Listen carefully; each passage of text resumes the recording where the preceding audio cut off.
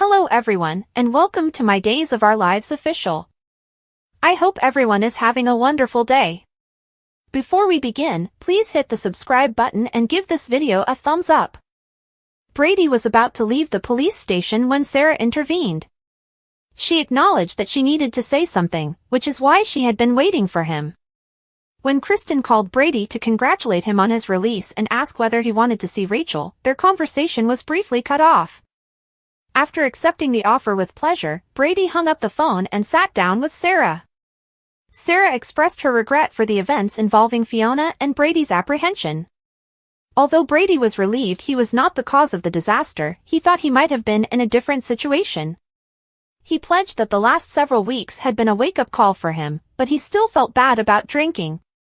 Brady was perplexed as to why Sarah had named him as the hit-and-run driver, even though he had no animosity toward either Sarah or Xander. Sarah admitted to lying when Brady inquired if she had made a mistake. Brady was right to surmise that Sarah had been shielding Xander before she could give him all the information. He thought back to the time he had met a man who had said he was in treatment, and Brady suspected the man had drugged him. Brady also recalled that Xander had come to his room. Brady thought that Sarah had called the police to save both Brady and Xander, and that Xander had been thinking about murder that evening. Brady said he understood and forgiven Sarah when she expressed regret. After thanking him, Sarah made a suggestion that Brady's release was contingent on someone offering her a solution for her paralysis. Brady was able to identify Kristen as the source of the offer without having to make any guesses. Admire Days, B&B, General Hospital, or other soap operas. Participate in the discussion on our SC boards. To interact with fans and start a conversation right away, click here. When Kristen completed her business conversation at the DiMera home, she snarked about Mr. Shin after buttering him up on the phone. Kristen warned Xander not to plead for the serum again before he had produced results as he walked confidently through the door. When Xander said that Brady had been released, Kristen was dubious and called Brady to make sure. Xander thought Kristen would give him the serum after she spoke with Brady, but Kristen declined. She was aware that Brady's exoneration had been due to Eric, not Xander. When Xander became upset at Kristen's persistent hesitancy, she told him that he could have the serum, but only if he gave her something in exchange. Kristen shocked Xander by saying she wanted Titan when he asked her what she could want from him. Kristen informed a shocked Xander that it was a small price for Sarah to be able to walk again, and he refused to cede his father's kingdom to a sworn enemy.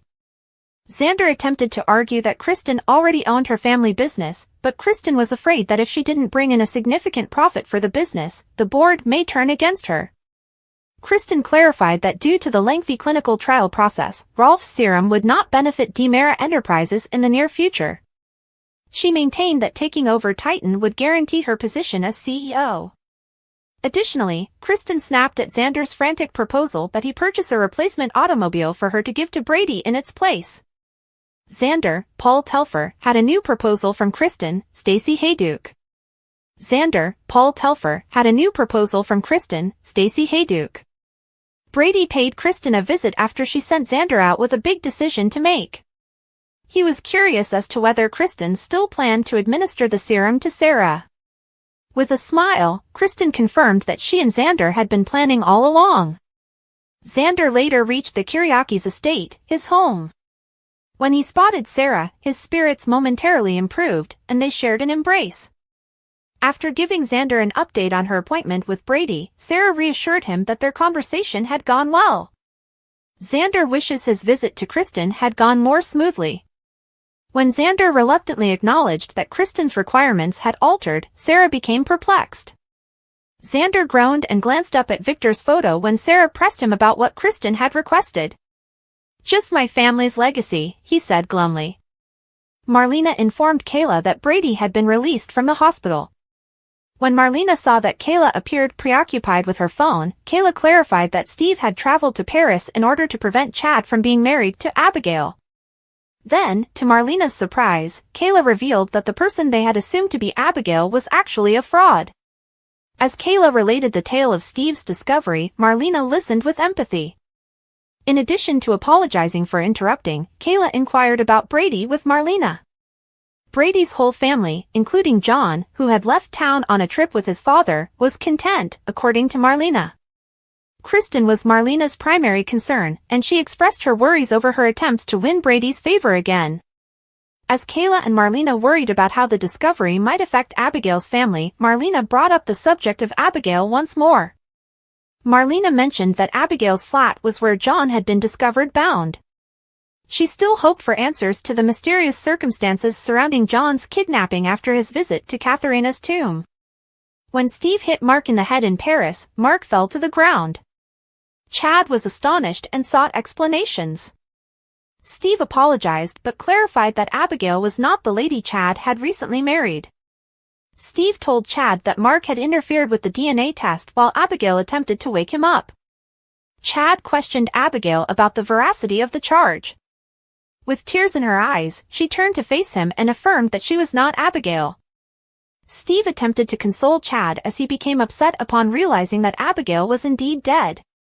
He attacked the imposter Abigail, calling her actions a sick game. She explained that Mark was her brother when he asked whether he was her lover. In a fit of rage, Chad seized the imposter and led her into the bedroom for a private conversation.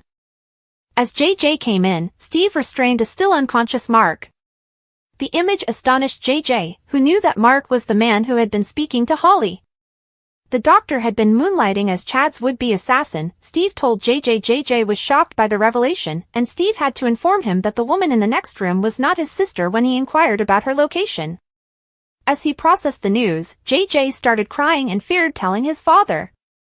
Steve and JJ came to the conclusion that Jennifer had been right about Abigail, following her mother's intuition. Steve thought that all roads went back to Clyde, whereas JJ couldn't see why either Mark or the imposter would have devised the scheme. After regaining consciousness, Mark resisted his restraints. He asked Steve how he got there after spotting him with JJ. Steve had thwarted Mark's assassination attempt, JJ told Mark. Steve informed Mark about the DNA test that had revealed the truth to him.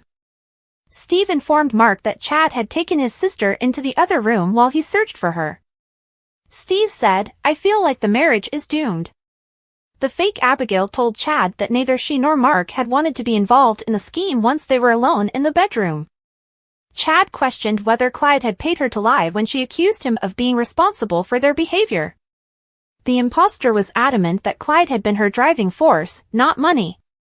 In response to Chad's criticism of her for being dishonest and manipulating his emotions, the imposter said that the only genuine aspect of the scheme had been her feelings. She argued that she had true feelings for Chad, even though she didn't think he would believe it. She emphasized that the more she had come to know Chad, the more she had fallen in love with him, but Chad laughed at the imposter's declaration. Chad questioned her about how she knew the wedding vows they had previously exchanged when she brought them up. Chad was even more incensed when the imposter admitted that she had taken the vows from the Horton attic.